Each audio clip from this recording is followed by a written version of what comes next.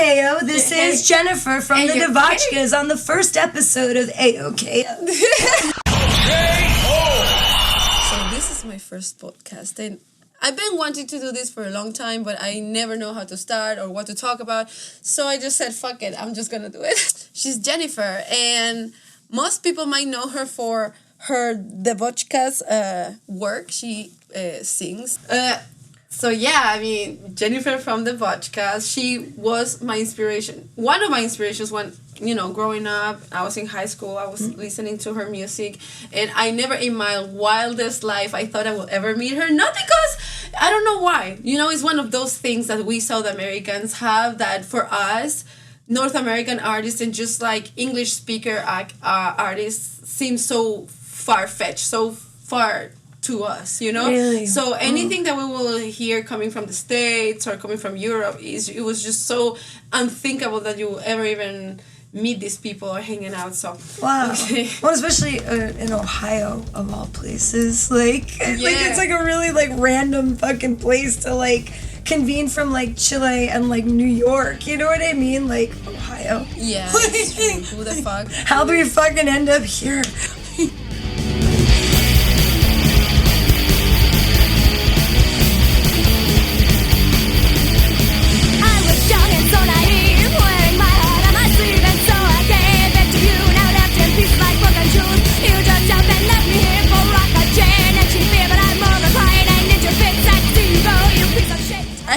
Questions that I'm gonna start making to everybody, all the people that will come to my show. I'll make the same 5 questions, and I just want to see. Everybody's different, everybody's mind is different. I want to see where your mind is. I want to see what you have to say. And by the way, I forgot to mention a small disclaimer. This is about music, but it's also about who we are as people, as artists, but also as people, who we actually are. Just, a little bit of a conversation of who we are, but also about who we are. Okay, so I'll make you 5 questions and just answer whatever the fuck comes to my head. To your head? I don't know, man. This is taking on a whole new... Oh my gosh. Okay. Okay, so I'll make you 5 questions and just answer whatever comes to your head. Question number 1, what do you live for?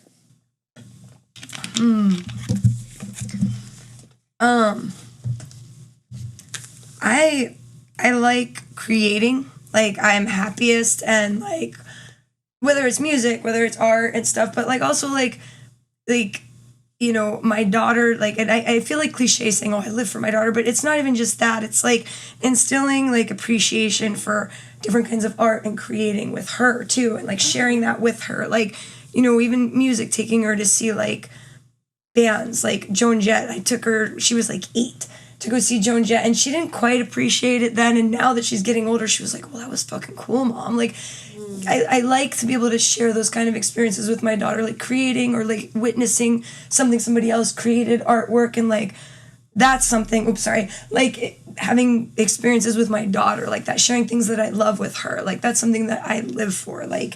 And sometimes it's hard. She's a teenager, so she's going through this thing, where I can't get her out of her fucking phone.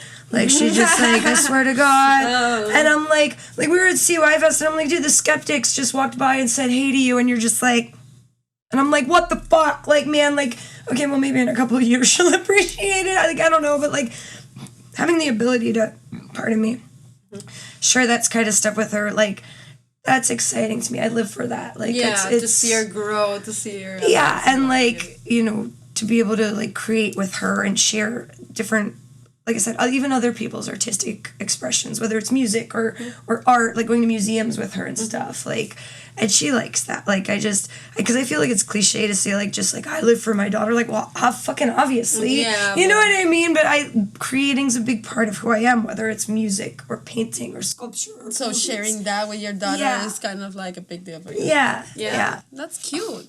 Okay, number 2. Top 3 music influences or inspiration artists that you have. Okay, so all the way back to kindergarten, we're talking. Cyndi Lauper, And Cyndi Lauper, I say, like, I literally will never forget this. So it was like right when MTV was first like a thing. And I remember being in the living room and watching, like, they were lowering her onto the stage in a garbage can. And my mom came in, and she, like, back then, like, Cyndi Lauper was weird. And my mom's like, that's where she belongs. And I was like 5 or 6. And I was so upset. And I was like, I like Cyndi Lauper. Like, I was so fucking butthurt for, like, this kindergartner because I thought she was neat, man. Yeah. And I shit you not, and I'll have to find it, and I'll have to send it to share. Okay. My kindergarten picture. I have bangs that look like this.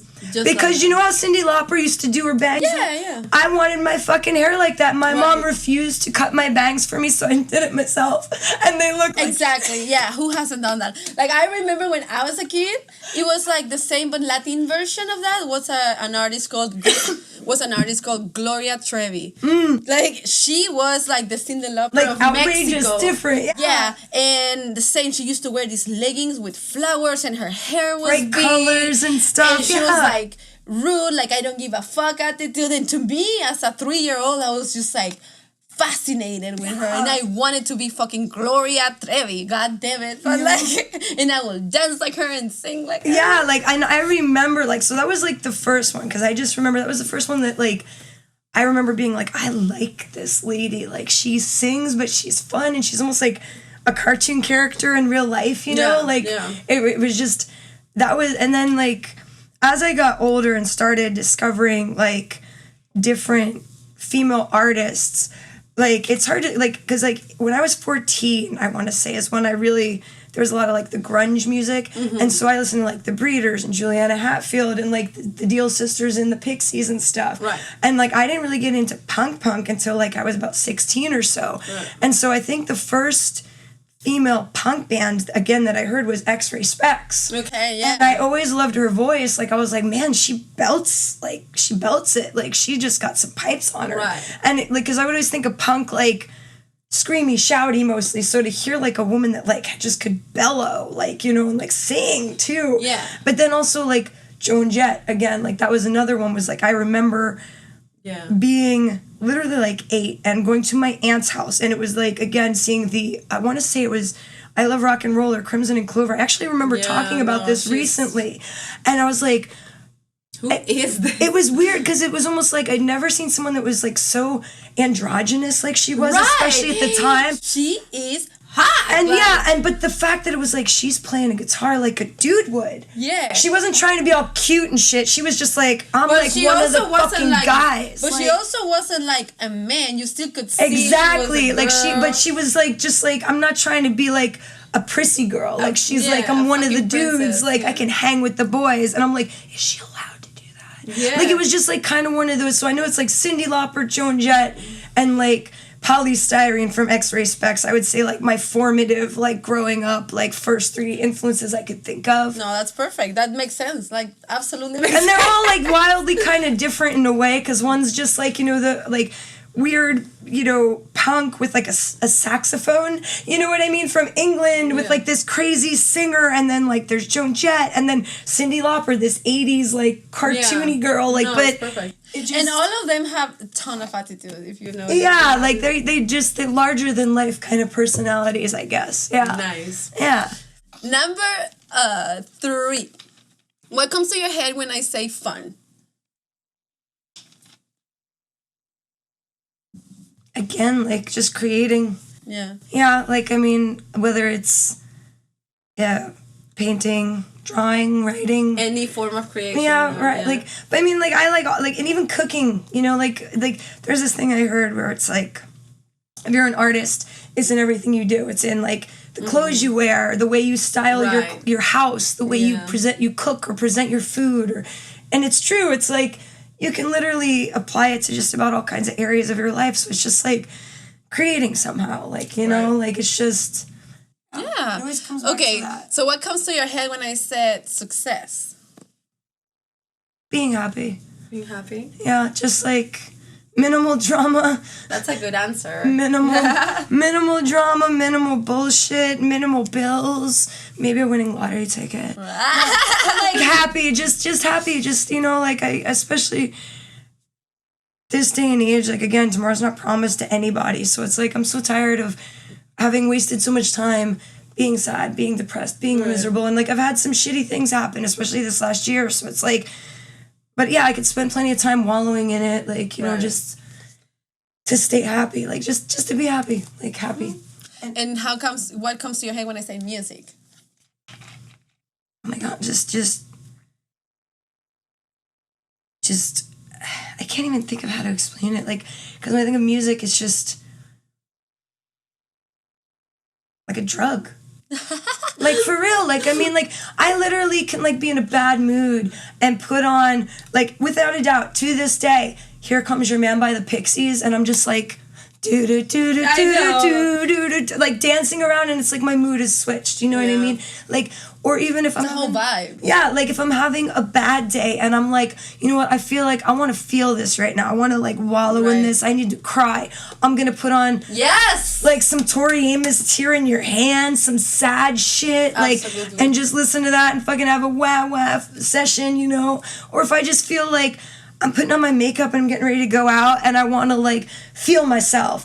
You know, I'm going to put on some like, I've listened to you, like literally getting ready to go out like, hell yeah, nah, I'm from the streets. Like, fuck yeah, putting on my eyeliner. Like, you know, so it's like a drug. It just, depending on what your mood, but it's one of those things that's not a dangerous drug. Right. It's, and again, I think it's just like it has that ability to affect the way like, you know, maybe your serotonin levels are, who knows? Like, but it's just like, it can trigger memories, you know, like that's why I said, like, before, I can't listen to certain songs because of my ex and shit, because I'm just like, no, I don't even want it. It makes me think of shit. Oh, we're going to talk about that. Number 4, you made it into the mainstream.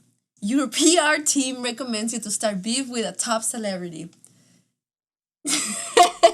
With whom you would start beef with and why?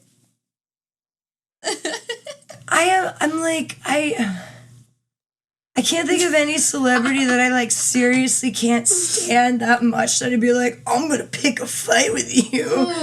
I'm trying to think, like, so I'm just gonna go by a default from back in my, like, young, snotty years. Okay. And I really, honestly, at this point, I actually really like her and kind of admire her as just, like, a woman and an artist.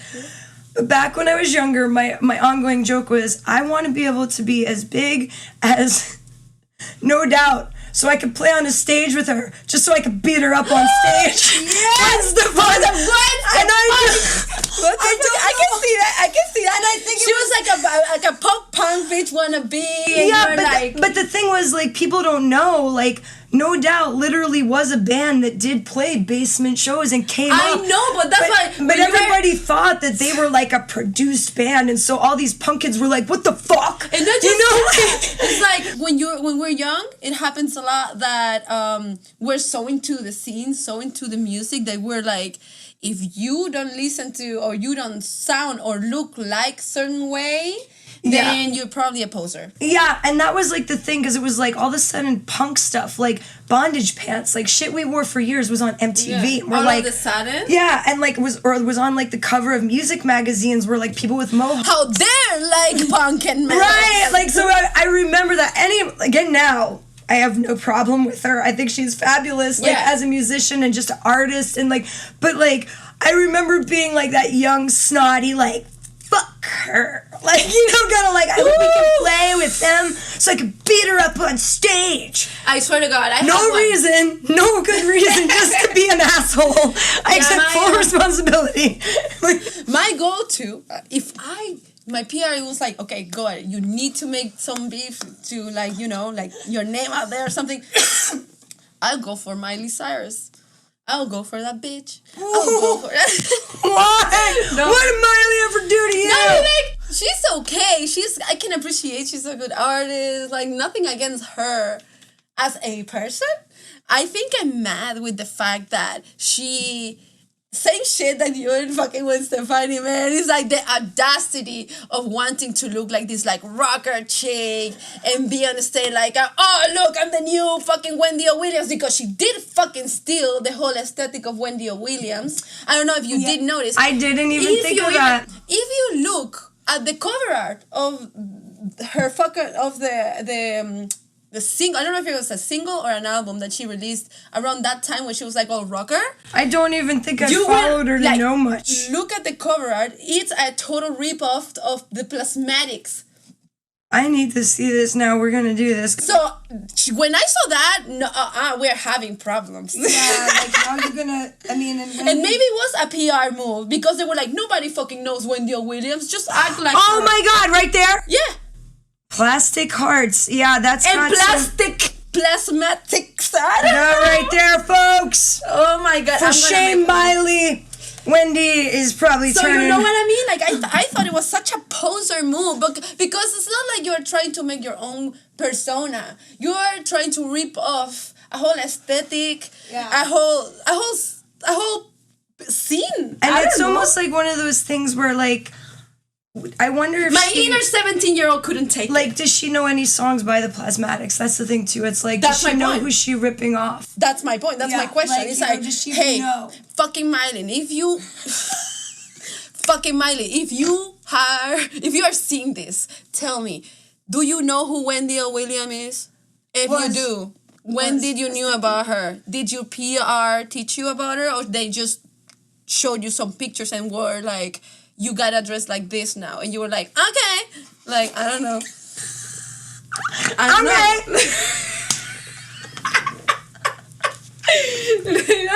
like okay, fuck out. Like what the fuck? Well, like when we played CY Fest, I'd never heard of this girl.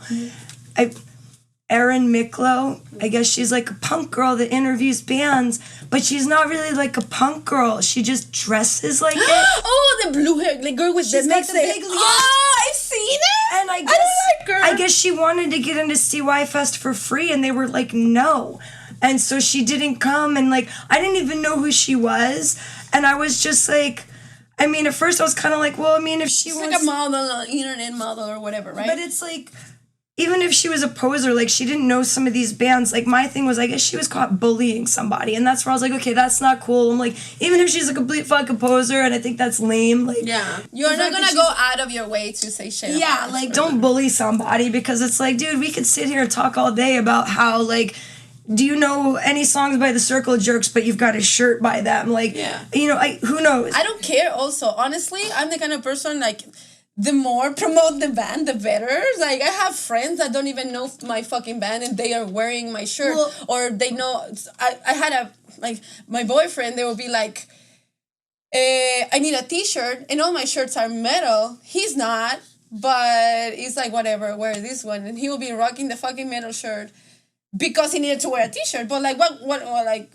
am I gonna fucking call him a poser? Yeah, no. Like, well, apparently, and I don't know if this is true, and I don't know this person, I'm not trying to talk shit, but like, she would charge bands money to wear their band shirt when she does interviews and things for like publicity, and I was just like, I mean, yeah, she's trying to do the all the influencer thing. Yeah, you know? Like I don't know, maybe it's because of like the time I grew up in. Like, we used to talk about it and laugh. It was for us, it's just more than aesthetic. This is just too aesthetic to me, too superficial. I really, for me, it was the music. Yeah, the aesthetic just came with it, but like the music was the main thing. And that's what, like, because I always listen to everything, like, so yeah, like sometimes I dressed primarily punk rock, but it's like, even when we got called back to go back to CY Fest, I was like, I'm not gonna put my hair in Liberty specs. I don't wear it like that anymore. Right. Like, you know, I'll wear my vest and I'll wear my, like, because that's how I just dress. But like, you know, I'm outgrown that, I guess, in a way. It doesn't mean that people haven't, or like any better or worse at all. Like, it's just, I kind of fell away from that. But I mean, even listening to, like, in one of the pictures from in England in 2001 or something, I have on a Thursday shirt, and they were like an emo band. And I remember people were like, oh my God, this singer, the Devotchkas. And I'm like, yeah, I like all kinds of fucking music. You know, like, it was like, if you liked anything, like, even Mandy was like, remember you had like L7 on a baseball hat and somebody gave you shit about it? And we were like, the fuck? Who do you think L7 is? Like, especially female, all punk rock and like rock, like, fuck you, you know? Like, I just, that's something that I don't know, as I've gotten older, it's, yeah. Yeah, well, that's why I would fucking start beef with Miley Cyrus. But I can see why you said it when Stefani. It makes total sense. If it's like it's the same kind of mindset, you know. I'm like, you fucking poser. You are not a real metalhead. You're not a real punk. You're not a real rocker. And now, like, you know how many years later I have the Return to Saturn album. I have her Love Angel music, and like she writes some fucking good shit. And like. She had some cute clothes and perfume for a while, like, and that's okay. Like, what's the fucking problem? Yeah. Like, that's such a 17-year-old fucking newbie in the scene mindset, you know. That's why, like, I think about it now, and it's funny. That's why I was like, I don't really have anybody I'd really want to have beef with. So I'm like, I'll just have to go back to that snotty, like, teenage version of me. Right, it's true. Yeah, I hated myself when I was that age. Okay. The last question would be, what was your first song that you ever performed on a stage? Like, not like in school, you know, like, and if it was in school, yeah, but like as a band, like, okay, I have a band behind me and I'm singing, you know.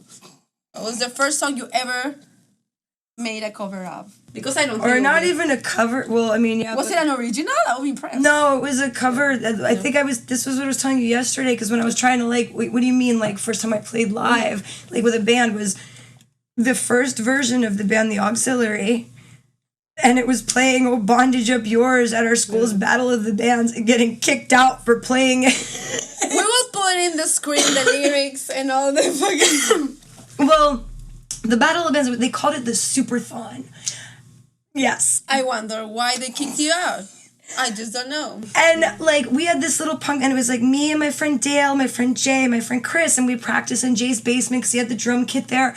And we were like, we should audition. Let's play this song. And I was, like, looking at the lyrics, and you had to give your lyrics to... Okay, so the judges of the Superthon were the student council, which we were just like, they're not going to let us, like, play this, because they had to give them your lyrics ahead of time, and they had to approve them. Right. So I was like... I knew there was a version of, or to the same tune of "Oh Bondage Up Yours," it was like Sundays, that Susie Sue had done with some punk band years ago. And so we just made, like, mock-up lyrics or found them and gave them those, but we're like, but we're going to really play "Oh Bondage Up Yours" at the audition. And so, like, when the time came, we're just like, you know, some people think little girls should be seen but not heard. And, like, they just sat there, like, dead ass. We're like, they knew, like, we were just like, fuck you. Yeah. And, like, they let us finish. And then they were just like, you're disqualified. And we were just like, fuck you. So we showed up, like after that, I made a band patch that said "Fuck School Censorship" with our band's logo. Yeah, that's bold as fuck. And, like, we had two principals. We had Mr. Marone and we had Mrs. Letterman. Mrs. Letterman was, like, an asshole. Well, fuck Mrs. Letterman. But Mr. Marone was always, like, super cool, and he actually pulled me aside and was like, you actually just cover the swear word. And he put tape himself over the word. I just think it's just hilarious because he's, like, censoring. Yeah. The patch just says fuck censorship, you know? Like, and he put the tape can be more ironic than But his thing was like, I'm just going to tell you because I don't care, but before Miss Letterman sees... you gotta cover that. And I was like, okay, since you're trying to, like, watch out for me, like, I got you. But then we all went to the Superthon, and the president of the Battle of the Bands, who, if you're listening to this right now, he's a lawyer now, which good for him, and he's done well for himself. But man, he was playing in this band, and they're playing radio shit, and we're just, fuck you, boo, fuck you. So they stopped playing, and he's just like, well, if you think you can do better, you come up here. And I'm like, we fucking would if you didn't fucking kick us out, you motherfucker. And, like, we got kicked out of the Superthon. So that was my first experience playing live, and the aftermath. Rebellious since the beginning. That was in high school. That was, I was a junior. Never change. Do never change. Never change. Trouble ass motherfucker. I love this. Okay, so now we're going new section. It's called Get Me High. Oh boy.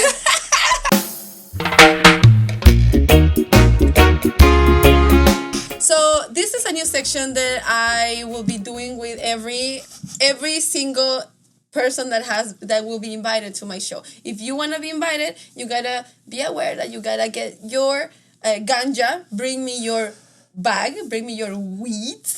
And in whatever format, you can bring your favorite bong. You can roll it up. You can make a blunt. Whatever you decide. but you will get me high. You will talk to me about whatever strain you brought. And that's it. Not much of a science thing. Okay. Get me high. This is my new monster bong. Look at this. His name is, and I'm sure he'll be listening to this, is John Murray. I was trying to think of a name for him, and my friend John Murray said, name him John Murray. So I call him JM for short. The strain we're smoking is called 92 Cookies. It is a sativa that I get from my dispensary quite often. Oh, hell yeah. And meanwhile, we're smoking, I'm going to put some Devotchkas in the background. So you can, enjoy and see what I'm talking about.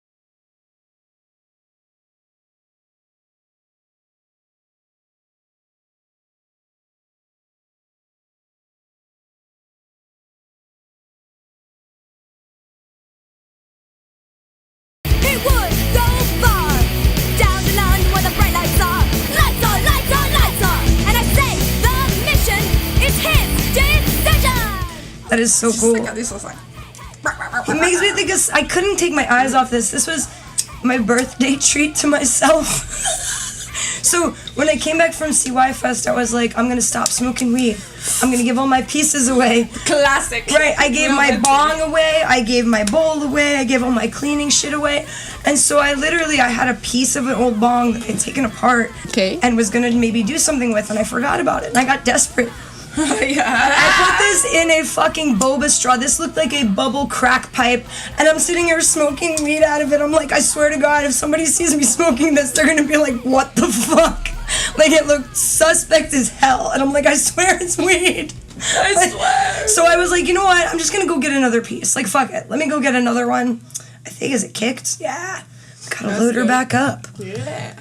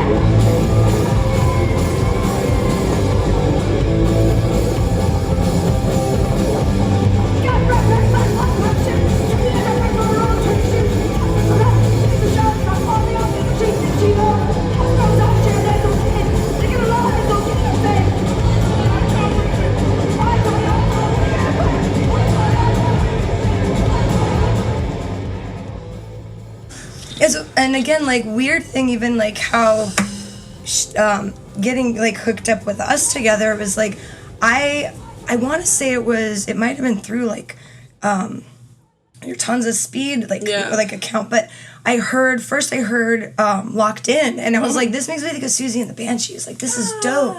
And I saw that, I was like, wait, this is the metal girl that like I'm friends with, that's like super cute and stuff. And like, then when you started making like Good Vibes, I was like, okay, she's going in this direction. I dig this. Yeah. And then when you did Shush, I was like, that's awesome. Like, she's like me, like trying all these different styles, like all kinds of music, isn't like just stuck in this one thing. And I'm like, that's dope. So I was just like, and then when I found out, like, you were like, wait, you sing in a band that I grew up listening to, I was kind of like, wait, what? Like, it's just like wild how like I couldn't believe it when I saw you liking my shit and commenting my stuff. I was like, what the fuck?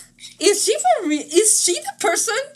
And I was kind of fangirly for a bit. I was like, oh my God, I can't believe cool.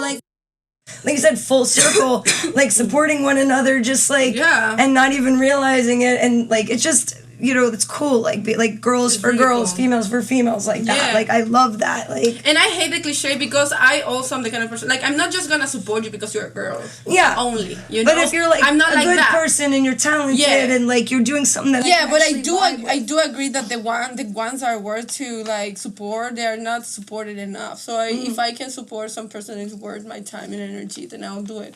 Yeah. If I know you're a person, like for example, I know what you do, like you're doing like not just music, but you're doing podcasts, and just like you influenced me, you could have probably influenced how many other girls, you know what I mean? So unconsciously, like making your music, even if it was for fun at the time, or not thinking you will achieve much or nothing really, because at least that's how I did it. When I was making music, I never did this to make it. Yeah. I always did music because I had a need of making music to come out there. Yeah, like you had something inside you wanted to get out. Yeah, it's like, and I said to you before last time I saw you, it's like sometimes we don't notice or we don't realize how much of an influence we can be for some people, or how we can change people's lives unconsciously, because it's indirectly, it's like, it's not because you talk to somebody, but through your music, you made another girl think, oh my God, I can also have a band and look like a badass and, have an album. And that happened to me too. Now, there are some girls that from time to time will contact me and be like, oh, you are the first female fronted band that I've ever heard. When they say that shit to me, it's just like, I can't believe it. Because I'm like, you have all these bands. Yeah. And it was my band, the first one you ever heard. Mm-hmm. And make you be like, what the fuck, I can do it too? So I remember when I felt that way. So to me, it's like so satisfying just to know that something so humble and so like so simple and honest and it's like, again, like I remember back in the day my dad giving me shit like, what do you think, you're gonna be a rock star in this band? Like, no, nobody plays in a punk nobody band. Cares. Nobody wants to be a rock star. Or starts a band, like, and if you do, you're a douchebag. Yeah. You're probably one of those guys that's like, I'm in a band to get pussy. And like, like as an all-girl band, like it's just like, no, like we have shit to say. Yeah. Like, and so it's just weird, like all these years later, you just, again, you do it because you have something to say, because you an outlet. We were even told, like in LA, part of the reason we were popular there is because there was quite a bit of gang culture, and kids, that was kind of an escape for them, was to go to punk shows instead of fuck around with gang shit. And so that's how like we became popular with like kids there. So it's like, they're fucking weird. It like affects people differently, and you don't think of that. Like when I wrote Wicked Heart, I broke up with my boy. It was just like this, it just hurt. I needed to get it out. And again, like it was like, I already had this poem written, and it was literally named Wicked Heart after like this book by Christopher Pike, because I'm a book nerd. Right. And I just like the title. And it just, I never thought over all these years people would be like, you wrote that and I listened to that going through this and this. Right. And it helped me, and seeing all you girls like write this music and get up there with guitars. Like we started a band or this and that. Like that's cool as fuck. Yeah. Like, like I'm not a rock star, Dad, but I did something that mattered, and that's, at the end of the day, that's fucking dope. Like, that's dope. I help, if I inspired someone to pick up a microphone or a guitar or a keyboard or just write poetry. Also, have you noticed that releasing music is like posting a picture on the internet, in the sense of once it's out, there's no comebacks. It's already out. You know what I mean? You have already all these releases out in the world. That music is already out there. There's no comebacks. You're already somebody in the music, in the music scene. Independent, you sign with Warner Music or literally release 20 tapes from your bedroom. Yeah. You're still into the music scene. You're still, now if you only release the 20 tapes from your bedroom, now you're a fucking cult. Like, who the fuck knows this band from Czech Republic that only released a demo tape limited to 50 or something, Like, if you know those kind of bands in the scene, it's like, oh, you know what you're talking about. Like, I don't know, at least in metal scene, I don't know how it's in the punk scene, but at least in the metal scene, the more nerdy you are, the more underground the bands I remember it used to be like that with certain punk bands and it's it's a funny story, but like the first time I met Rick, who's now plays guitar in The Casualty, is like he was working at a movie theater and I was just learning about punk, like, you know, like, so I liked Rancid, you know, like, and I remember we exchanged numbers, like we met when he was working at the movie theater and he was talking to me about music and he's like, so do you like Oi? And I remember the song I Want to Riot by Rancid where they're like, Oi, they say it in it. I didn't know what Oi music was yet. I was like, 15 or something. And I remember being like, oh, you mean like how Rancid says that? And he like made fun of me and hung up on me. And years later, would it not work out? Now, this is weird. Years later, I ended up dating his roommate and was like, oh, I remember you. And at that point, I finally kind of knew what Oi was. And I'm like, I'm sorry I didn't fucking jump out my mom's snatch knowing everything about every underground band especially ever. at that age. Like. And like just getting into it. You know, I just liked music. I've always just liked music. Like, I mean, I saw Charlie Daniels live in concert when I was like 8. My parents like listened to country, but they also grew up listening to like old 50s music. So I always liked like the Big Bopper and Patsy Cline and Richie Valens and like fun shit like and doo-wop, you know, but I also like rock music because I grew up in the 80s as a kid in the 80s and like, you know, new wave. Like I've always liked just music. So I didn't know I was going to get made fun of for not knowing like this one like, and like it's just weird, like, you know, now it's like we see each other in passing and we're just like, hey, what's up? But I do remember that, like, sorry Rick if you're listening, but I mean, you know, not to throw you under the bus, you made fun of me, motherfucker. I remember that shit. Like, oi, like Rancid, ha, you fucking loser, click. What just happened? I'm just like, you know, 15, like I don't sorry. That's crazy. Sorry. I mean, knowing and in like a elitist kind of thing. You know what I mean? It's an elitist thing. Like in metal, we wouldn't tell bands to each other. Like, you know, a band that the other one doesn't know, you are not gonna tell it. You will go and exchange it for another band that you might not know. That's kind of cool then, though, because no, it's cool though, but at the same time, very elitist because you're not gonna help your little brother to know shit. You'll be like, haha, fucking loser, poser. Yeah, like, you know? Why wouldn't you just like? Yeah. You want the people to know those bands, so metal is more like welcome and like appreciated for more people. The more fans, the better. Yeah. Why are you gatekeeping metal? Yeah, you know? Gatekeeping. I've never. That's interesting. Wow. Yeah. That's fucking. Yeah, like, why wouldn't you want to share? Like I said, like, I brought you that CD that guy gave me randomly in, like, the fucking store yesterday. Yeah. And I was like, that's funny, because I'm actually going to go see my one girlfriend that works on music and shit, so I'll bring this for us to check out. Like, you know, you want to share music, or, like, you know, bands that I like and hype up, you know, like... Yeah. Logo bands, you know, like, or even you, like, you know, just...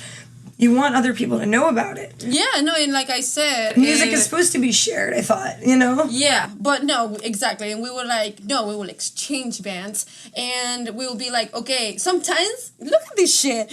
We will record, we will have them in MP3, right? Because at that time, back in the day, MP3s were just starting to be a thing. LimeWire! And do you remember? No, not just LimeWire. You have LimeWire, So Sick. You had Ares. I don't remember that one. Wait, and I remember the Blogspots. You will go to Blogspots online. Vaguely, I remember Blogspots. You will go online and search on Blogspots, and you have music Blogspots like of that people like fan people will do, and they will put MP3s and you will download them straight. Yeah. So I used to like there were Blogspots of underground shit after underground shit and.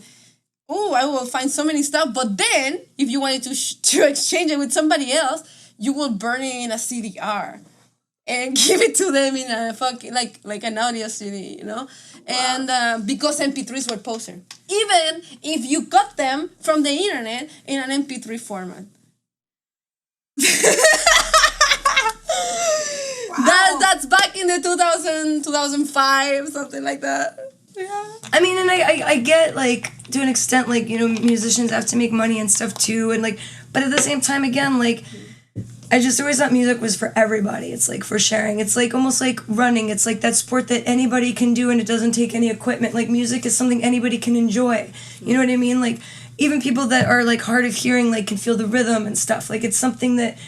and it's free, you know, you can sing, it doesn't cost anything, you can, like, tap a beat out, you know, like, so it's just, like, I never all music matters. Why is some more cool or more important? And like, God forbid you don't know this fucking band. You're a poser. Like, Yeah. you know, like, Well, honestly, I just feel if the band is good, it's good. Yeah. Or the artist is good, it's good. Yeah. If the song Yeah. is good, it's good. That's how I feel.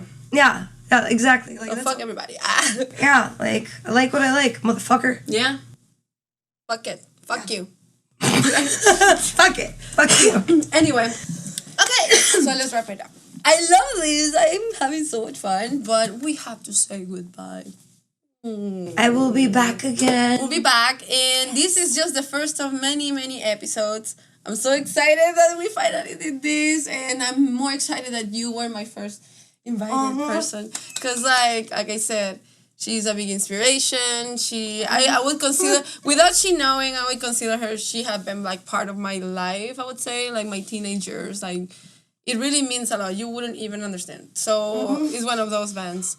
And like I said before, just like humbled with the fact that you get inspired by my music now. It's like full circle, and it's fucking wonderful. Yeah, it's I think beautiful. I think it's neat, like, you know, like inspiring each other and then just continuing to support each other and lift each other up and then collabing together and shit. Like, it's just. And you guys, if you are watching this or listening to this, you should do that with the people that you talk, you admire, that you like, that you look up, or somebody that you can see potential on. You should absolutely do that. And sometimes you wouldn't even imagine how much of a difference you can do in somebody's life just to just because you're creating. So I encourage you to create, to do shit, to do music, to do art, and inspire others. Yeah.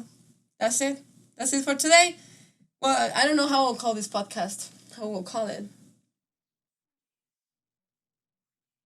AOKO podcast. AOKO. AOKO. AOKO. Ayo with KO. You can start it with like introducing what we're gonna have on. You have to have them say AOKO. This is Jennifer from the Devotchkas on the first episode of AOKO. There you go. There's your new intro.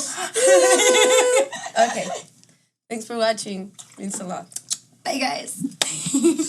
Nice. I wonder how long we did this.